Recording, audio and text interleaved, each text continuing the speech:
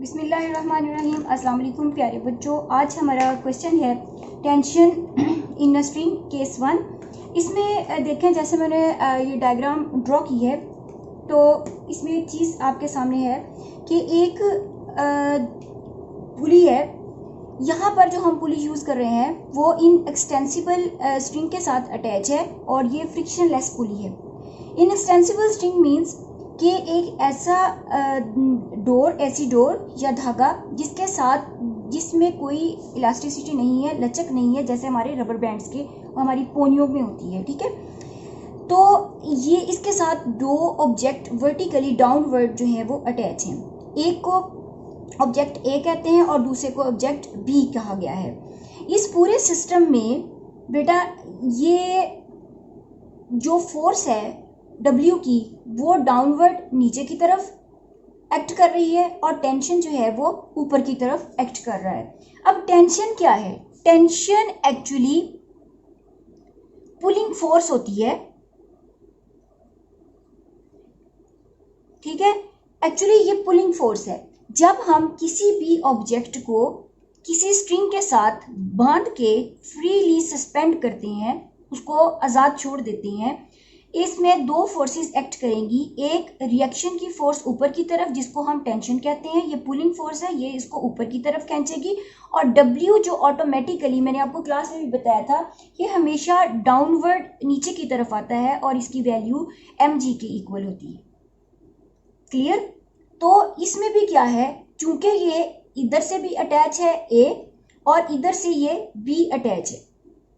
अब अगर हम इस सिस्टम के इतने वाले हिस्से में देखें, ये कहा गया कि m1 is greater then m2, यानी A जो ऑब्जेक्ट है उसका mass is greater than mass of the object B। m1 का A का जो मैस m1 है वो B के मैस यानी m2 से जो है वो ज़्यादा है। जब B के मैस से वो ज़्यादा है तो A ऑब्जेक्ट ऑटोमेटिकली डाउनवर्ड जो है वो आएगा और B जो है वो ऊपर की तरफ उठ जाएगा। Is it clear? अब ये देखें, जो इतना पोर्शन है, अब इसके दो पार्ट कर लेते हैं। पूरे सिस्टम में टेंशन और एक्सेलरेशन, ठीक, जब इस ऑब्जेक्ट ने नीचे की तरफ मूव किया, इस ऑब्जेक्ट ने ऊपर की तरफ मूव किया, तो इसके अंदर एक्सेलरेशन क्रिएट हुआ। इस पूरे सिस्टम में चूंकि ये इन एक्सटेंसिबल स्ट्रिंग है, फ्रिक्शनलेस पुली है, तो टेंशन और एक्सेलरेशन की वैल्यू सेम होगी। टेंशन एंड एक्सेलरेशन की वैल्यू जो है वो सेम रहेगी, लेकिन डिफरेंस कहाँ पे आएगा? W की वैल्यू में। अब अगर हम इस सिस्टम के, अब ये हमारे पास इसकी राइट साइड है, अगर हम ऐसे देखें, ठीक है, और ये हमारे पास क्या है? लेफ्ट साइड है। इतने वाले पोर्शन में अगर हम टेंशन और वेट को कंपेयर करें तो weight is greater than tension. इस वजह से ये ऑब्जेक्ट नीचे की तरफ जाएगा। अगर ये दोनों इक्वल होते देन ये इक्विलिब्रियम में होता। अब चूंकि ये टेंशन की वैल्यू जो इससे लेस है, तो हम लिख सकते हैं m1g is greater than tension. Okay, इस वाले पोर्शन में ये ऑब्जेक्ट ऊपर की तरफ उठ रहा है। इट मींस इतने हिस्से में tension is greater than W2। Okay, tension is greater than W2, तो हम लिख सकते हैं tension is greater then m2g। Is it clear? अच्छा, अब ये जो हमारे पास ये सारी वैल्यूज आती हैं, ठीक है, इसको अब हम वन बाय वन डिस्कस करते हैं कि ऑब्जेक्ट A पर जो है वो फोर्सेस कौन सी हैं और ऑब्जेक्ट B पर लगने वाली फोर्सेस जो हैं वो कौन सी हैं। हम कहते हैं कि m1 is greater then m2। हम इसकी कंडीशंस देखते हैं। मैंने बोर्ड आपको पूरा रेडी किया हुआ वो सेंड किया है, आप उसमें देखें कि नेसेसरी कंडीशंस लिखी हुई हैं। m1 is greater then m2 in extensible string use किया है। नंबर 3, फ्रिक्शनलेस पुली है।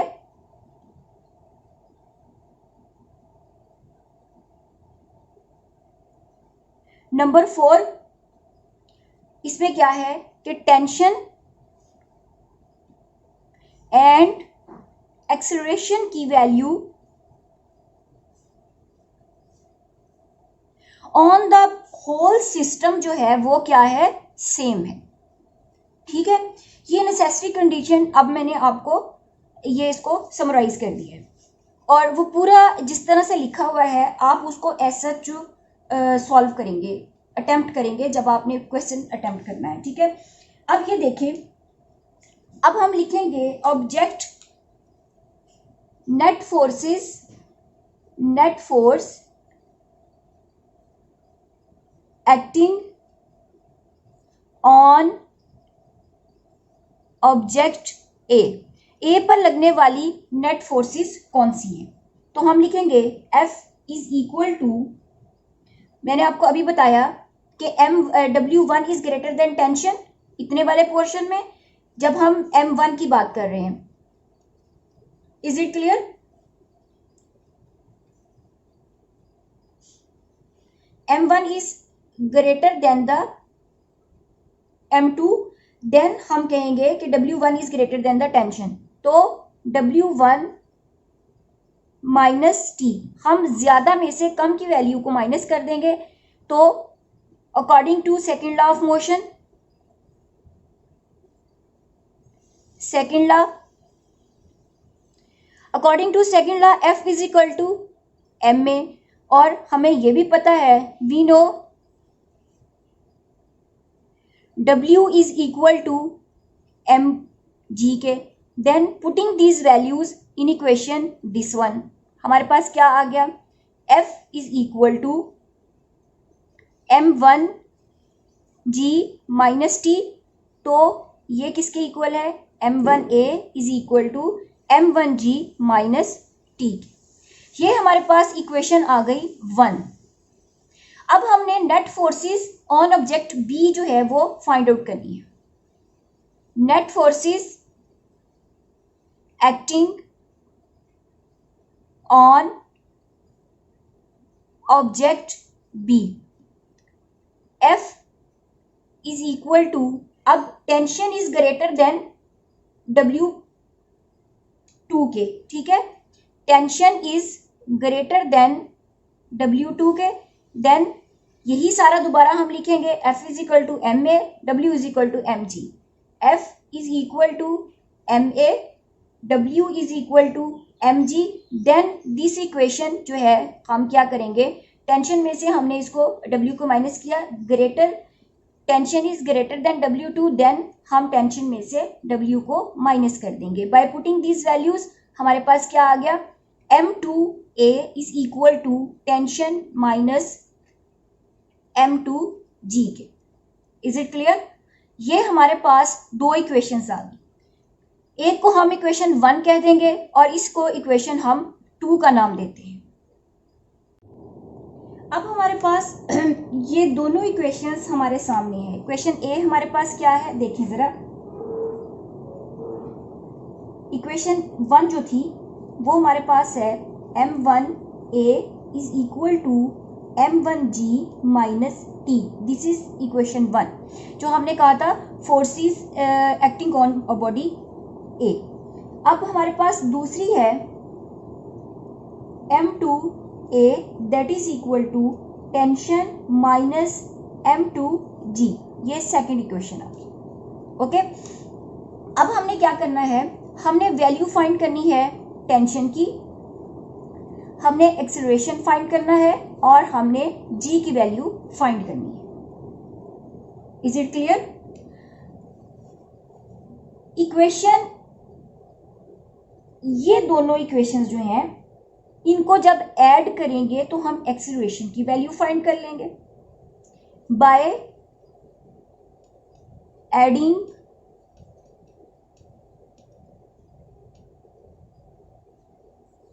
Equation 1 and equation 2। हमारे पास क्या आ गया, m1a is equal to m1g minus T, m2a that is equal to T. अब ये देखें टी जो है, अब हमने सेम वैल्यू के नीचे लिखेंगे जो हमारे प्लस माइनस करने में हमें आसानी हो जाए। अब इधर देखिए टी जो है इसके साथ प्लस का साइन है और जो डब्ल्यू है उसके साथ माइनस का साइन है, तो हम डब्ल्यू की वैल्यू डब्ल्यू के नीचे और टेंशन के नीचे लिखेंगे जो साइन इस इक्वेशन में दिया हुआ है अकॉर्डिंग टू दिस साइन। अब tension plus T minus m2g ये कैंसिल हो गया, हमारे पास ये क्या आ गया m1a, हम ऐड कर रहे हैं तो दोनों के बीच में साइन कौन सा आएगा, प्लस का, m2a। Is it clear?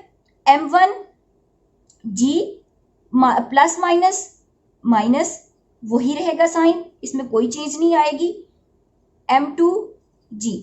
अब इधर से कॉमन हमारे पास a की वैल्यू आ गई m1 प्लस m2 और यहां से कॉमन हमारे पास g और m1 माइनस m2।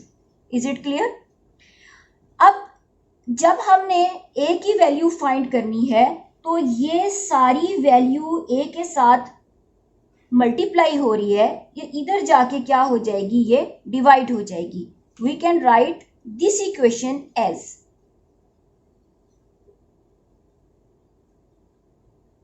ठीक, ये हमारे पास ये ऐसे ही लिखेंगे हम, ये पूरी वैल्यू हम ऐसे ही लिख देंगे, g m1 minus m2 divided by this m1 plus m2। Is it clear?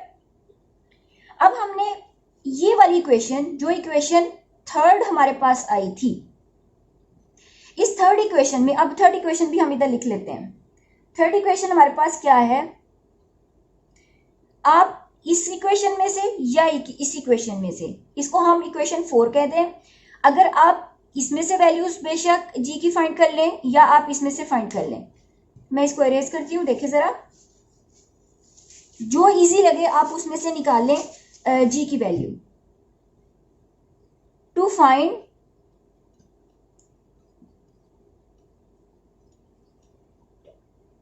Value of G, इसके लिए हम क्या करेंगे, ये देखें जरा, इधर क्रॉस मल्टीप्लाई करें बाय फ्रॉम इक्वेशन, पहले हम इक्वेशन में 3 से आपको निकाल के दिखाती हूँ, फिर आपको 4 से, आप दोनों में से कोई सी भी यूज कर लें। मैं इक्वेशन 3 अगेन लिखने लगी हूं, देखें m1 plus m2 that is equal to g m1 minus m2।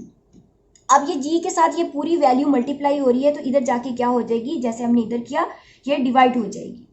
देखें a, ये पूरी वैल्यू हम एज सच लिख लेंगे m1 m2, ठीक है, divided by m1 minus m2 that is equal to g के, और हम पूरी वैल्यू को इधर उठा के लिख सकते हैं और पूरी को इधर लिख सकते हैं कि नहीं, g is equal to a m1 plus m2 divided by m1 minus m2। Is it clear? अब अगर हमने इसमें से फाइंड करनी है from equation 4, then by cross multiplication, by cross multiplication हमारे पास क्या आ गया, a m1 प्लस m2, ठीक है, ये वैल्यू इधर जाके क्या हो जाएगी, डिवाइड हो जाएगी, और ये इधर जाके क्या हो जाएगी, मल्टीप्लाई हो जाएगी, then that is equal to m1 minus m2। ये हमारे पास होगी g और a की value find. Is it clear? अब हम फाइंड करेंगे टेंशन। टेंशन की वैल्यू फाइंड करने के लिए हम ये वाली इक्वेशन जो है इसको इस इक्वेशन के साथ डिवाइड कर देंगे, यानी सेकेंड इक्वेशन को वन इक्वेशन के साथ हम डिवाइड करेंगे। To find value of tension T, हम क्या करेंगे, divide equation second by equation 1। Okay, ये हमारे पास आ गया m2a divided by m1a that is equal to t minus m2g divided by m1g minus t। अब ये आपस में मल्टीप्लाई हो रहे हैं और डिवाइड हो रहे हैं, इसको हम कट कर सकते हैं। हमारे पास आ गया m2 divided by m1 t minus m2g divided by m1g minus t। अब इसको क्रॉस मल्टीप्लाई कर लें by cross multiplication. Clear? Cross multiplication में हमारे पास m2 m1g minus t is equal to m1 multiply by t minus m2g के। अब इसको मल्टीप्लाई कर लें m1 m2g minus m2t is equal to m1t minus m1 m2g। Clear यहां तक? अब हम इसमें से क्या करेंगे, g वाली वैल्यूज जो हैं वो एक साइड पे कर लेंगे और t वाली वैल्यूज जो हैं वो हम एक साइड पे कर लेते हैं। ठीक है, ये इधर जाके क्या हो जाएगा प्लस और ये इधर जाके हो जाएगा प्लस। देखें m1 m2g plus m1 m2g that is equal to m1t already इधर है, ये m2t जो है इधर जाके प्लस हो गया। अब ये सारी वैल्यू सेम है m1 m2g m1 m2g। ये हमारे पास क्या आ गया 2m1 m2g। इधर हम t को कॉमन निकाल लेंगे m1 प्लस m2। अब टेंशन की वैल्यू फाइंड करने के लिए ये सारी जो है m1 प्लस m2 इधर पूरा मल्टीप्लाई हो रहा है, ये पूरा उठा के हम इधर ले जाएंगे। हमारे पास वैल्यू कुछ ऐसे आ जाएगी 2m1 m2g divided by m1 plus m2 that is equal to t। हम इसको लिख सकते हैं t is equal to m1 m2g divided by m1 m2। ठीक है, इज इट क्लियर? ओके, ये था हमारा केस 1 जिसमें हमने टेंशन इन अ स्ट्रिंग जो है वो उसमें वैल्यूज फाइंड की हैं, टेंशन की, एक्सेलरेशन की और जी की। नेक्स्ट टॉपिक के लिए हम जो है सेकंड केस को नेक्स्ट क्लास में सॉल्व करेंगे। तब तक के लिए अल्लाह हाफिज़।